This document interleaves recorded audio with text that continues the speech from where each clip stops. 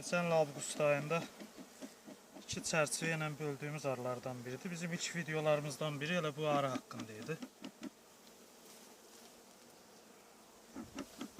Videolara baxanlar əksər hallarda sual verirlər ki, videomuzdan birində izah edirik ki, arı bölmələri əsasən 4-5 çərçivədən ibarət olur. Nəyə görə biz bu arını 2 çərçivə ilə bölmüşük? Maraqlananların nəzərinə çatdıraq ki, bu arı karniol arısıdır. Və bilmək lazımdır ki, saf cins karniolu digər arı cinslərinə ananı qəbul etdirmək bir qədər çətindir. Çətin qəbul edirlər, əksər hallarda kəsirlər. Bu arı da çox çətinliklə gəlib başa gəlib, həm maddi cəhətdən, həm də mənəvi cəhətdən çox çətinliklə əldə eləmişik, Almaniyadan gəlibsə. Bunu da kəsdirmək fikrimiz təbii ki, yoxdur. Mümkün qədər zəif bölmələrdə bunu qəbul etdirmək lazımdır ki, arılar ananı normal qəbul etsinlər. Çünki bu arı irqinin anası digər arılardan kəskin fərqlənir. Ona görə bir qədər çətin olur. Zəif bölmələr həyata keçirdirik və işçi tarlaçı arılardan təmizlənəndən sonra kölgə sərin bir yerə çəkirik. Bir gün sonra karniol anasını ona veririk. Təbii ki, qəfəsdə veririk. Belə olanda rahat qəbul edir. Ananı kəsib doğrama halları azalır. Ona görə biz bunları 4-5 çərçivədə yox, 2 çərçivədə bölmüşük ki, ananı doğratdırmayaq. Bax, süni bölmə olmaz deyənlərə ən böyük sübut elə bu arıdır. Hələ biz bunu 4-5 çərçivədə bölməmişik. Cəmi 2 çərçivədə bölmüşük. Avqust ayı bölmüşük. Yəni baharda da bölməmişik. Payıza doğru bölmüşük. Baxın, maşallah. Arı doldurub. Tamamilə yeşiki doldurub. Biz buna əslində ikinci qatı verməkdə gecikirik. Vaxtında bir qədər də əvvəldən ikinci mərtəbə verilməliydi ki, bu arı rahatlıqla işləsin, genişlənsin. İndi bizim niyyətimiz buna ikinci qatı verməkdir.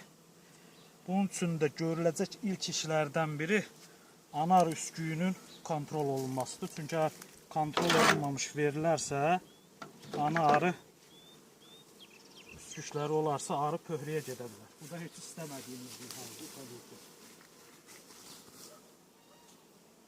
Ona görə ana arı üsküklərini kontrol edəcəyik və bu arını ikinci qata qaldıracaq ki, arı genişlənsin. Mövsümün ən gözəl vaxtıdır. İnşallah biləsivara çıxardana qədər bu arının tam 2 mərtəbəsini doldurmasını istəyirik. Qismət olarsa inşallah. İlk arı var müəyyən qədər. Bu da bizim günahımızdır. Vaxtından gecikdirdiyimizə görə arı məcburən pöhrə vermək haqqında yəqin ki düşünürlər. Amma normalda digər arı cinsləri olsaydı çoxdan pöhrə vermişdi. Karnika arısı islah olunduğu üçün pöhrəyə meyl eləmir. Yoxsa bu arıda üskü gəlindən yer olmazdı. Bu sıxlıqla.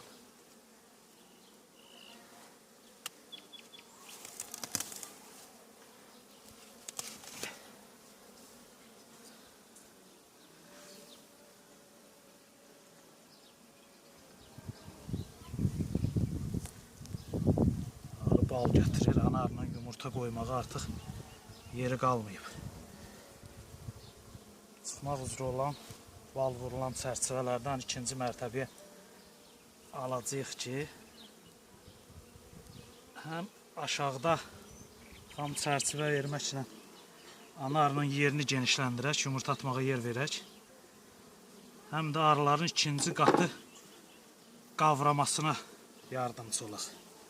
Bütünlüklə xam çərçivə versək ikinci mərtəbəyə arı qalxmaz. Ona görə müəyyən qədər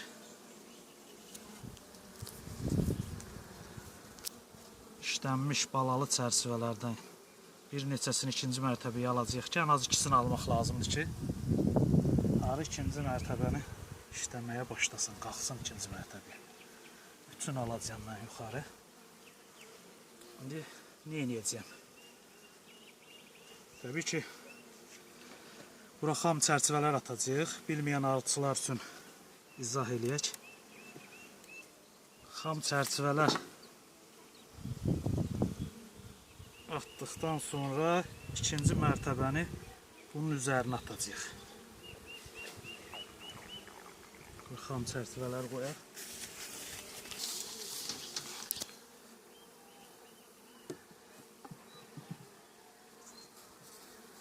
Xam çərçivələri veririk.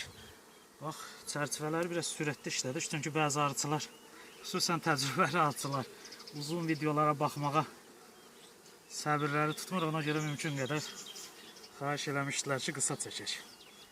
Biz də qısaca izah elədik ki, kontrol elədik. Anar üsküyü yox idi. Karnik arısının ən gözəl xüsusiyyətlərindən biri budur. Gecikməmizə baxmayaraq ikinci qatı verməkdə qətiyyən anar üsküyü yox idi. 3 çərçivəni aldım yuxarı. Çıxmaq üzrə olan balaları, bal qarışıq, bal vurulan çərçivələri yerinə xam çərçivələr atdıq ki, anarı bura yumurta qoya bilsin. İndi nə edəcəyik? Əgər havalar gecələri 14-15 dərəcəni keçibsə, burada iki çərçivə arasında heç bir iş görməyə ehtiyac yoxdur. İkinci çərçivəni birbaşa alırıq, ikinci qatı birinci qatın üstünə, birinci mərtəbənin üstünə. Qatı verməzdən əvvəl bu mumları təmizləmək vacibdir ki, arı artıq mum işləməsin burada. Bizdə dediyim kimi, əgər 15 dərəcəni keçmiş olsaydı temperatur, elə bu cür ikinci qatı mərtəbəni bunun üzərindən qoyacaqdım. Amma bizdə hələ ki, gecələri hava soyuqdur, gündüzlər istilik hal-hazırda 20 dərəcəni keçir, 21 dərəcə, 22 dərəcə təxminən istilik var. Gecələr temperatur 8 dərəcəyə qədər enir. Ona görə mən nə edəcəyəm? Arıya ağır yük düşməsin deyə, çox soyumasın deyə.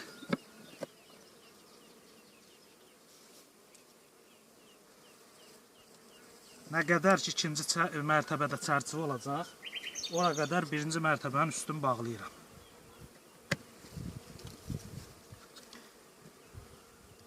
Bu yeşikdə 5 çərçivə olacaq yuxarıda, ona görə 5 çərçivəyə qədər bağlayırıq. Biraz çox oldu.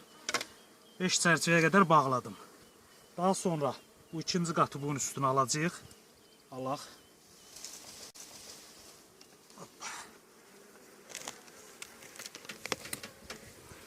Biraz kənardan çək.